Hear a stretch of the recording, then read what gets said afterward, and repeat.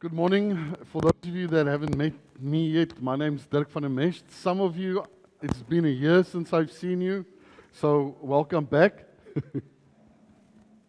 But that's exactly where we are, right at the beginning of a new year. And what did most of us do, especially when you're younger, right? Because youth is always optimistic. We think that we can do anything and achieve anything. So the younger you are, the more guaranteed it is that when New Year strikes, you're like, this is what's going to happen for 2026. I am going to regain my figure and lose 20 kilograms, right?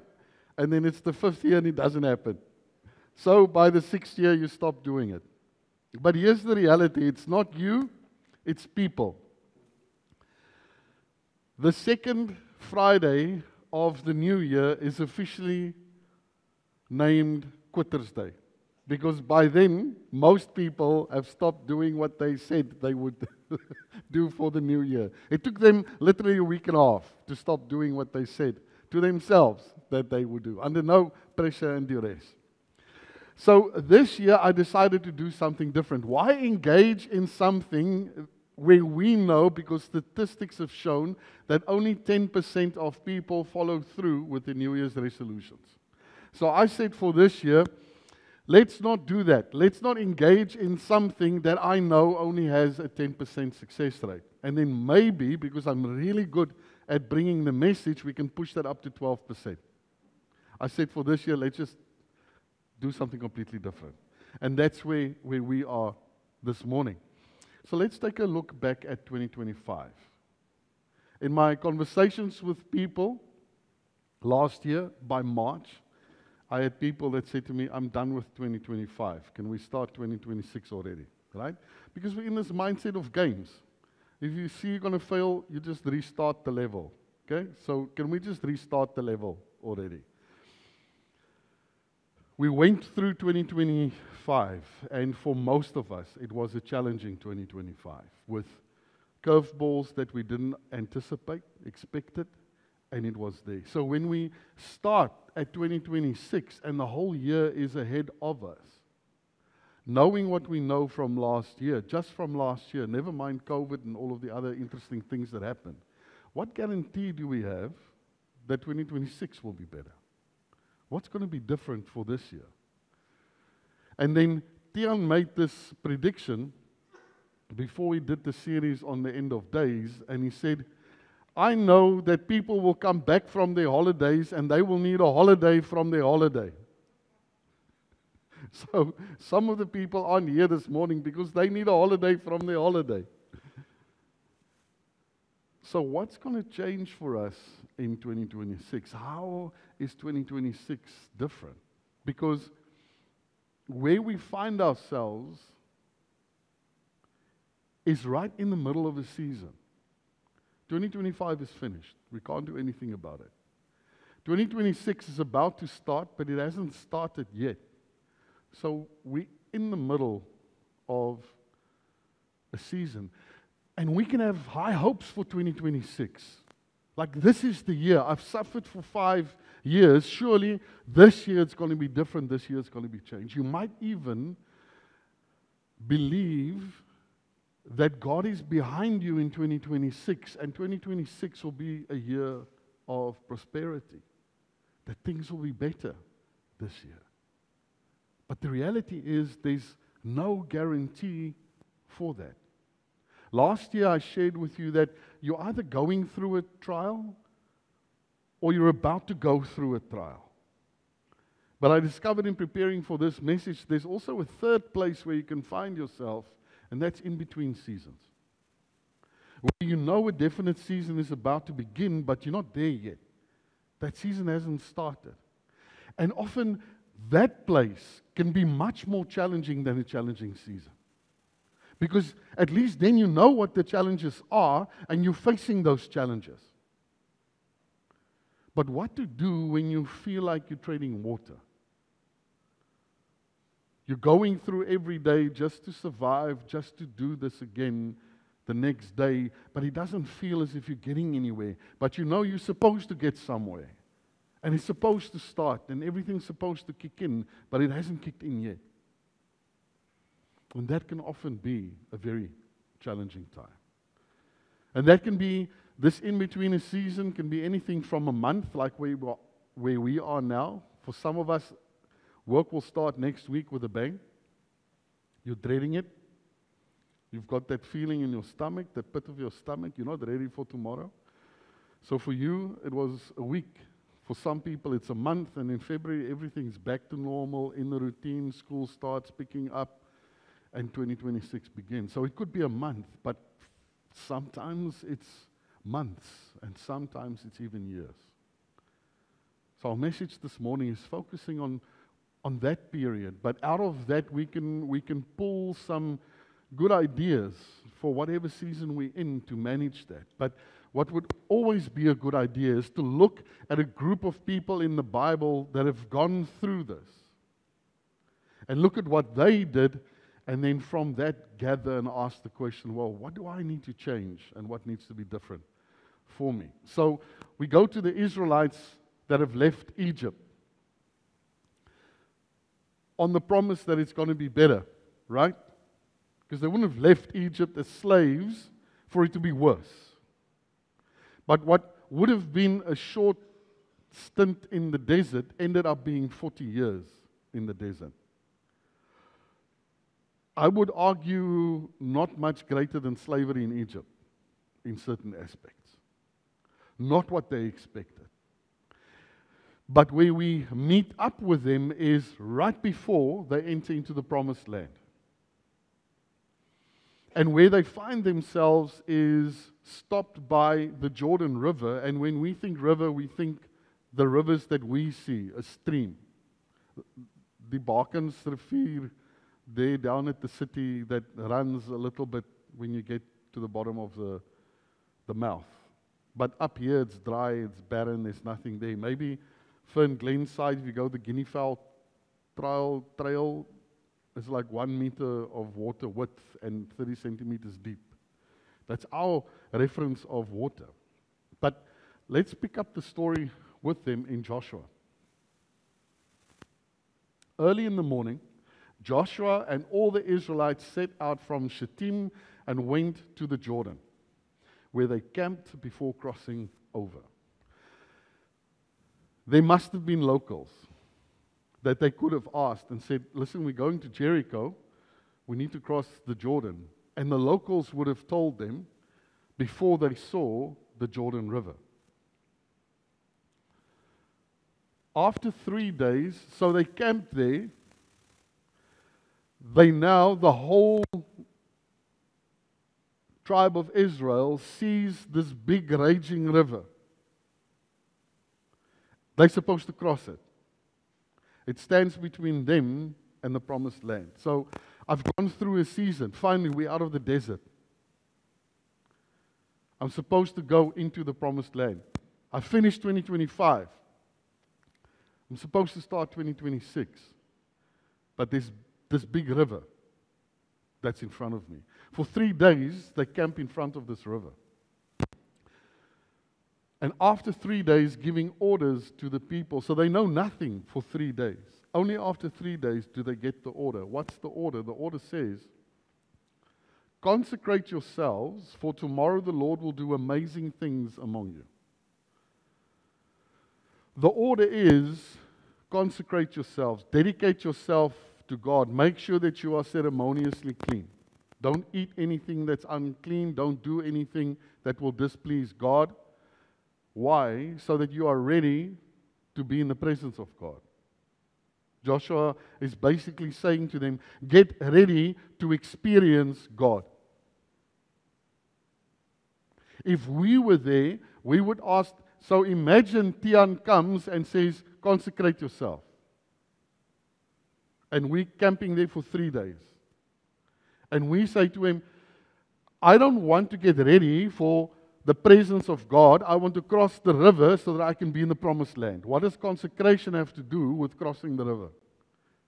Have you ever, any survival program you've watched, anything like that, or personal experience, have you ever consecrated yourself before you cross the river? It's not a normal thing. It doesn't happen. Next verse.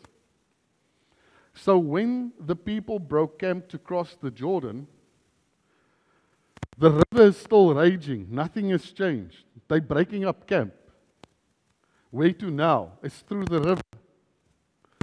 The priest carrying the Ark of the Covenant went ahead of them. So the priests carrying the Ark, once they're ready to move, start to move first. And they go to the river. So, not the engineering team that's going to build a bridge or make up some other way of crossing. No, the guys that praise and worship, they go first. Next verse. Now the Jordan is at flood stage all during harvest. This is why everybody knows when it's autumn, because that's when they harvest, this river is in flood. You can set your watch to it. It's not an anomaly. Suddenly the river is in flood because somewhere in the Baviaans it rained. And now the Kouga Dam is flowing over. It's not that. Every single year, autumn, this river is in flood. Yet, and here's the surprising thing, as soon as the priests who carried the ark reached the Jordan and their feet touched the water's edge, the water from upstream stopped flowing. It piled up in a heap a great distance away at a town called Adam. Understand the physics. A water mass that is so big that these people can't cross it gets blocked upstream, and that flow gets cut off immediately so that these guys, when they step into the water, it dries up. Talk about timing. That's God's timing. Because for them to have that water dry up right there, that had to happen at a specific moment before that. It's not a switch that gets flicked there and the water stops here. Whatever that dynamic is, whether it's 5 hours, 6 hours, but it was so specific that God knew this had to happen so that this could be dry, so that they could walk through the river. A river that's in flood.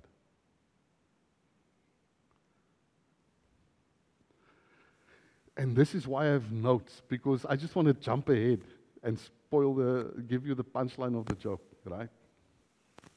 The priest who carried the Ark of the Covenant of the Lord stopped in the middle of the Jordan and stood on dry ground, while all Israel passed by until the whole nation had completed the crossing on dry ground. Again, to give you an idea of the scale of this.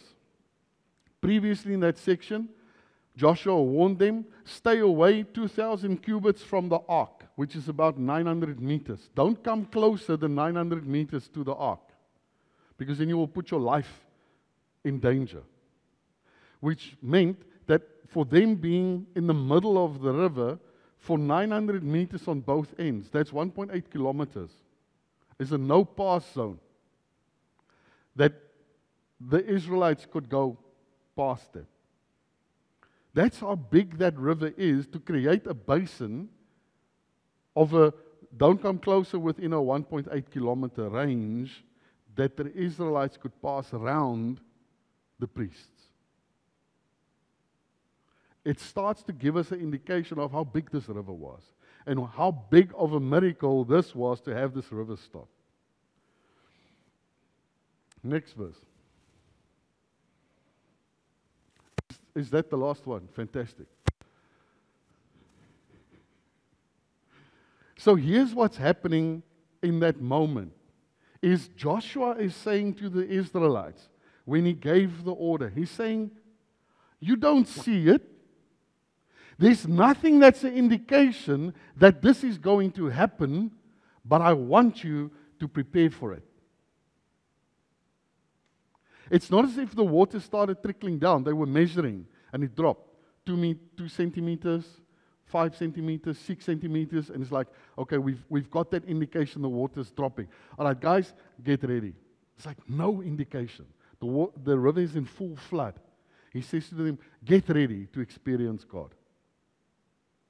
Now when we see this miracle happening, is that not a confirmation of God's presence right there, in their midst, doing that miracle for them? What's the definition of being ready? Is to act and behave and to think as if something can happen, and to be ready for it, and not to be surprised. And that is in the season of being in between seasons. The best thing we can do is to be ready. Because just because it's been dragging on for 3 months, maybe even for some of us for 3 years, doesn't mean that tomorrow things can change drastically. With no prior indication of things moving in that direction. Because God doesn't need to build momentum to do something phenomenal. It can happen in an instant. So, in this season of preparing and being ready, that's our responsibility, to be in this place where we say, God, if you're going to move, I'm ready to move with you. So what we're going to see is that I'm going to give you practical steps on being ready so that when God moves, you are ready. And my encouragement for you is that just because you find yourself between seasons, don't for 1 second think or believe that God isn't busy in your life. Those two aren't connected to each other. Just because there's a lack of evidence from our perspective doesn't mean that God is not there and that God isn't working in your life. Being in the season of between seasons is also not for us putting our life on pause. Because sometimes it feels like that. I'm not moving forward, but I'm also not moving back. But I'm not getting anywhere. Our challenge this morning is to be ready, to consecrate ourselves. And how do you consecrate yourselves? You do that by employing private spiritual disciplines, PSDs. It's a little bit like PTSD, but completely nothing. PSD, private spiritual disciplines. And we often have a wrong view of private spiritual disciplines. We often see it as a way of, I'm going to manipulate God. If I do this, then I want God to do that. So I'm doing this to gain His favor, and when I have a little bit of favor capital, then I'm going to spend it on a request. That's how we think private spiritual disciplines work. It's a bartering mechanism between me and God. But it's exactly the opposite. I employ private spiritual disciplines because of who God is. I engage in personal spiritual disciplines because of what God did for me in my life. And because of that, I want to get to know Him more. And through getting to know more of Him, I start surrendering more of myself. And as I surrender more of myself, I strive to the point where I surrender everything to Him. But it doesn't happen by itself. It doesn't happen in a vacuum. It happens through private spiritual disciplines. So what are private spiritual disciplines? Private spiritual disciplines is praying. And praying isn't a prayer request with a list that I put before God. It's also listening to God. God, what do you want to do in my life? What do you want to do with me and through me in other people's lives? What do you want for me? So pray. Reading the Bible. Not just for knowledge, but so that I get to know God better. Okay? Worship. We just sang with the band, who's our worship team. We just call them a band so we all know what it is that they do. And worship isn't just music. Worship is the way that I live my life. But the bottom line is worship is a key, important act of acknowledging that God is everything. And my whole life is dedicated to Him. And we often use music for worship. Fellowship and community, which is what you guys are doing here. Online, you've got the right idea, but you're not there yet. We need to have you in the building. You can only do this when you connect with somebody face to face and share conversation over coffee. Service is the second last one, where you do things for people. And that's one example of it is the people that are wearing lanyards this morning. They sacrifice their time so that they can welcome you and create an environment for you. So they are in service of you. Why? Because Jesus was in service of them. And they're saying, I'm going to model what Jesus showed me, and I'm going to do that for other people. And then lastly, giving. Again, giving, whether it's giving of your time, but also of your resources. To say, God,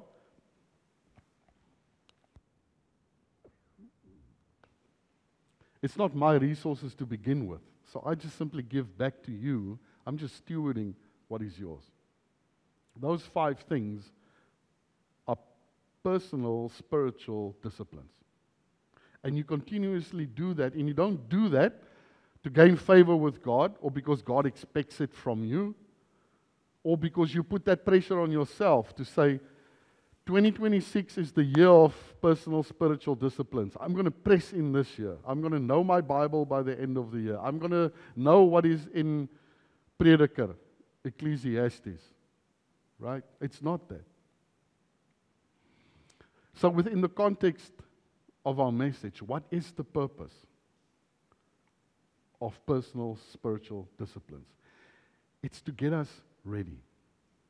In this period of positioning, of God's going to do something, so that when God moves, I'm ready. I'm ready because already starting to have an idea of what it is that God wants for me. Because it creates a space for me to discern more easily what God wants to do and where He's heading. So in between seasons is not wasted time. In between seasons is critical because it's time spent preparing, getting ready, and getting ready for a season that I'm going into. And on a side note, with our group of Israelites, they weren't supposed to be in the desert for 40 years. They were supposed to trek through the desert and get into Canaan. When they first encountered the promised land, a group of them said, we'll never be able to take it. Even though God said, I am giving this to you.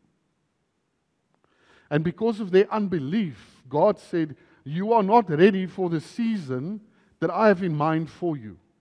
If I give you this season now, this season will hurt you. Even though it's supposed to be a season of blessing. And God took them and He put them in the desert for 40 years. So that a whole generation could be wiped out. A whole generation with unbelief can be replaced by a generation that believes in God, that are prepared. That's the caution for us to not be ready, is that God will be ready to deliver that season, but we won't be ready to step into that season. So can you see how important PSDs are? So that I am ready. Because we feel sometimes I'm waiting for God. But I think most of the time God is actually waiting for us to be ready so that when He gives the opportunity, we can step into it with confidence, we can leverage it, and we can make the most of it. I'm not going to give my 22-year-old boys a Lamborghini, right? I can just well at the same time as giving that, go and see First Avenue Funeral Home. That's the extent of that exchange. On paper, on social media, fantastic, but I know what I'm giving them. It's not a gift. It's something that will hurt them. So what on paper looks good isn't always in practice good. When God prepares us for a season, He wants us to be ready for the season. And that's our encouragement this morning. To know that you are perfectly positioned for what's next. If you think back on 2025, you think of the challenges, the heartache and the heartbreak that you went through. If we give that to God, He's able to use that in a way to strengthen us. So that that hurt and that pain doesn't go to waste. If we trust Him enough with that, He's able to use that in our lives so that we are ready for this next season that He's preparing us for. So what to focus on when you're in between a season, and what to focus on as you get ready for 2026. 3 things that I want you to do. The first thing is release what no longer belongs in this season. So it's taking stock and it's saying what relationships, what behaviors, what attitudes, what way of viewing the world and seeing the world do I need to let go of? Because this no longer belongs in this season. Right? Release. Then realign. Again, PSD will help with the first action. PSD will help with the second action. Why? Because I need to realign with God's voice and God's timing. God, am I still on the right track? Is this where you want me? Yes, but I need you to slightly course correct. Because drift happened. Prayer, reading your Bible, talking to a faith community where other people will give input into your life. All part of realigning with God's timing and God's voice. The last one.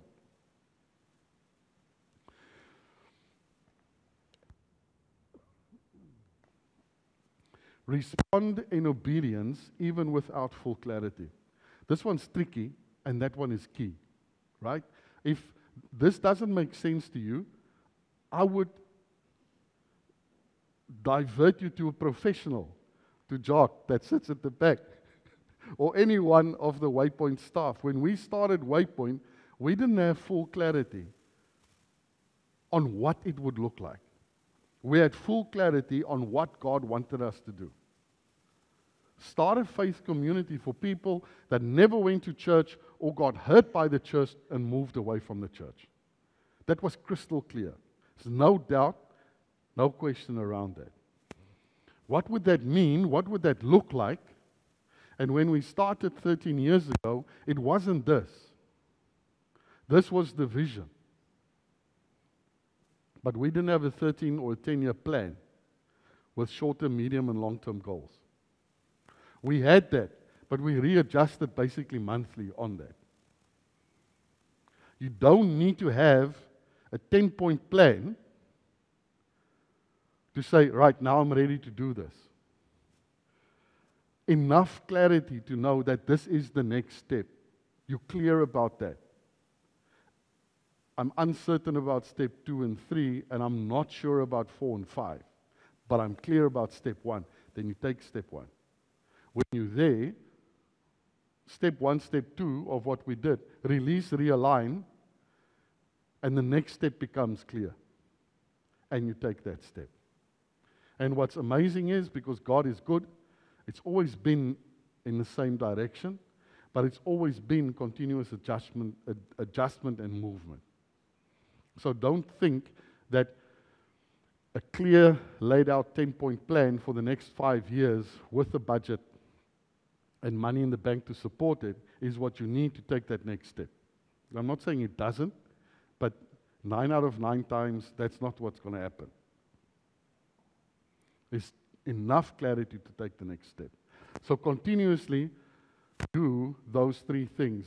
Release, realign, respond.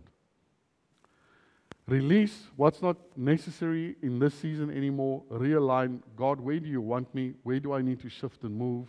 And respond. Because without this, it stays intellectual activity. And especially for me, I can be very much stimulated by 1 and 2. To the point where for me it's enough. But without action, it means nothing. Because God wants us to be a force in the world that shows people who He is. The purpose of the church is to glorify God and to show people who God is. If there's no action, if there's no response, it's all happening inside of me. And I'm very much stimulated, and I'm very much excited about God, but nobody else knows it. But when I do the uncomfortable to go and pray for somebody, even though I feel inadequate, I go and have a conversation with somebody for their benefit, which is out of my comfort zone, that's when I start to respond. If I see somebody struggling with something and I'm saying, I know you've tried this, but have you tried Jesus? It puts me out of my comfort zone. But that's the response that's needed for the world to start engaging around Jesus. And now more than ever, the world needs a clearer picture of who Jesus is. Not my version, but the version of who Jesus really is. All truth, all grace, all the time. All truth, all grace, all the time. So as we go into 2026, PSD, go put it on your fridge, PSD. Press into it. Change this whole legalism thing because God expects it of me, I expect it of me. No, because I want to do it, because I want to know more of God. And it's part of me consecrating myself to God and saying, God, I'm ready for you to use how you want to use me for 2026. Let's not start 2026 the way I want to start it, but let's start it the way you want to start it. And reframe January not as a season of pressure. I've got all of these New Year's resolutions and I'm under pressure because I'm already failing on X, Y, and Z. But let's reframe January as a season of positioning, of being ready and getting ready to respond when God confirms. Now I need you to put your foot in the water. Because they would have camped there for another 3 months while that flood subsides if they didn't respond in faith. And they had no chance because swimming isn't a necessary survival skill that you acquire over 40 years in the desert. So we wouldn't have seen Joshua 3 in our Old Testament if they didn't respond when the time was called. And the same for us. Let's look back on 2026. Let's think for a moment. We're not at the beginning of 2026, but we're at the end of 2026. And we look back and we say, but God. All of this has happened, and the only person we can attribute this to is to God. And not because I had my agenda and luckily it aligned with His and He bailed me out a few times. But looking back on 2026, where God was able to use you in people's lives, in our city, in our country, because you were ready to respond. Let's pray. Father, thank you for the story of the Israelites and Joshua. that happened thousands of years ago. But for us, in 2026, it's a key reminder of those same principles apply. And Father, it's not a pressure on us to comply with something that we think you want from us, but it's because you want something for us. And when we step into that space where we are ready for you, you can use us powerfully, because it's not our strength, it's not our skill, but it's because you've created the perfect opportunity to use us so that your glory can come to the forefront and you can be glorified. And people can get to know your heart and who you are. And we thank you that we can be a part of that. Amen.